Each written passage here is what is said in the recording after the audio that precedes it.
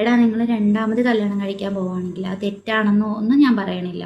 പക്ഷെ നോക്കിയും കണ്ടും മാത്രം സെലക്ട് ചെയ്യുക. കാരണം ഒരു വ്യക്തിനെ നമ്മൾ ഫോണിൽ കൂടെ പരിചയപ്പെടും പോലെ അല്ലെങ്കിൽ ഫോണിൽ കൂടെ സംസാരിക്കും പോലെ വല്ലപ്പോഴും നേരിട്ട് കണ്ട് ഒരു കോഫി കുടിക്കും പോലെ അല്ല.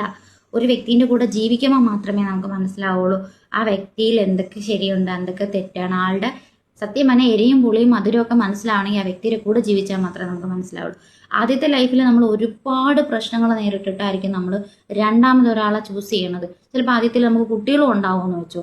അപ്പം നമുക്ക് എന്താണ് ചെയ്യേണ്ടത്? നമ്മളെ കുട്ടികളെ സേഫ് ആക്കുക.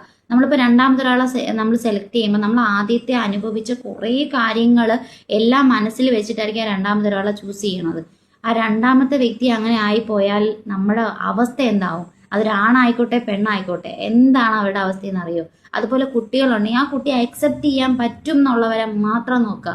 അല്ലാതെ അമ്മയെ മതി കുട്ടിയെ വേണ്ട, അച്ഛനെ മതി കുട്ടികളെ വേണ്ട എന്ന് പറയണ ഒരു ദാമ്പത്യത്തിലോട്ട് രണ്ടാമതൊരാൾ ചെന്ന് ചാടിക്കൊടുക്കല്ലേ ദൈവത്തെ ഓർത്ത്. കാരണം നമുക്ക് കുട്ടികളുണ്ടായി, കുട്ടികൾ വന്ന് പറഞ്ഞിട്ടല്ല നമ്മൾ കുട്ടികളെ ഉണ്ടാക്കണത് അല്ലേ? കുട്ടികൾ വന്ന നേരത്തെ തൊട്ട് പറഞ്ഞില്ല എനിക്കൊരു ജന്മം താന്നു. നമ്മൾ മനസ്സിരുത്തി ചിന്തിച്ച് നമ്മൾ ആലോചിച്ചിട്ട് നമ്മൾ തീരുമാനിക്കുന്നതാണ് ആ ഒരു പാർട്ണർ. അവൻ ആ ചിന്തിക്കുന്നതാണ് കുട്ടികൾക്ക് ജന്മം കൊടുക്കുന്നത്. അപ്പം അവരെ വളർത്തേണ്ടതും അവരെ പഠിപ്പിക്കേണ്ടതും അവർക്ക് അത്യാവശ്യമുള്ള എല്ലാ കാര്യങ്ങളും റെഡിയാക്കി കൊടുക്കേണ്ടതും അമ്മ അച്ഛൻ എന്ന് പറയുന്ന ആൾക്കാർക്കാണ് അല്ലേ? ഇപ്പം അച്ഛനില്ല, അമ്മയാണ് ആ കുട്ടികളെ നോക്കണമെങ്കിൽ അമ്മയുടെ ഉത്തരവാദിത്വമാണ് ആ കുട്ടികളെ മുമ്പോട്ട് കൊണ്ടുപോകാനുള്ളത്. കുട്ടികളെ ചിറക് വെപ്പിച്ച് പറപ്പിക്കേണ്ട വരെയുള്ള അവസ്ഥ നമ്മൾ വെക്കേണ്ടത് ഓരോ പേരൻസിനും അല്ലെങ്കിൽ ഓരോ അച്ഛനും അമ്മയ്ക്കും. ഇപ്പം അച്ഛനാണ് നോക്കണമെങ്കിൽ അച്ഛൻ, അമ്മയാണ് നോക്കുന്നെങ്കിൽ അമ്മ. അപ്പം രണ്ടാമതൊരാളെ കല്യാണം കഴിക്കുമ്പോൾ ഈ കുട്ടികൾക്ക് നല്ലൊരു ലൈഫാണോ എന്ന് ആദ്യം നോക്കുക.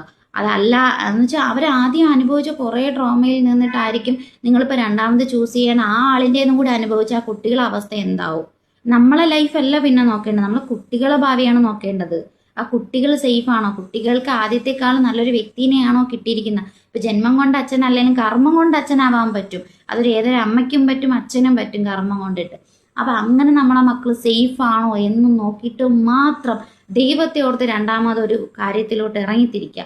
അല്ലാതെ ആര് രണ്ടാമത് കല്യാണം കഴിക്കരുത്. ഒരു വ്യക്തിനെയും ഇപ്പൊ ആണായിക്കോട്ടെ പെണ്ണായിക്കോട്ടെ രണ്ടാമത് ചൂസ് ചെയ്യുമ്പോൾ നമ്മൾ ആദ്യത്തെ കുറേ കാര്യങ്ങൾ നമ്മളെ മനസ്സിലുണ്ടായിട്ടാണല്ലോ രണ്ടാമത് കല്യാണം കഴിക്കാൻ പോണത്. അപ്പൊ അതെല്ലാം മനസ്സിലാക്കിയിട്ട് വേണം രണ്ടാമതൊരു വ്യക്തിനെ ചൂസ് ചെയ്യാൻ. അല്ലാതെ ഇപ്പൊ കേട്ട് കേട്ട് കേട്ട് വയ്യ ഈ കുട്ടികളെ മരണങ്ങളും അതും ഇതും വയ്യ സത്യം പറഞ്ഞ. അതുകൊണ്ട് ഒരു റിക്വസ്റ്റ് ആയിട്ട് പറയണം, അങ്ങനെ ചെയ്യുന്നവര് രണ്ടാമത് കല്യാണം കഴിക്കാൻ പോണവര് എല്ലാം നോക്കിയും കണ്ടിട്ടും വേണം ദൈവത്തെ ഓർത്ത് കല്യാണം കഴിക്കാനായിട്ട്.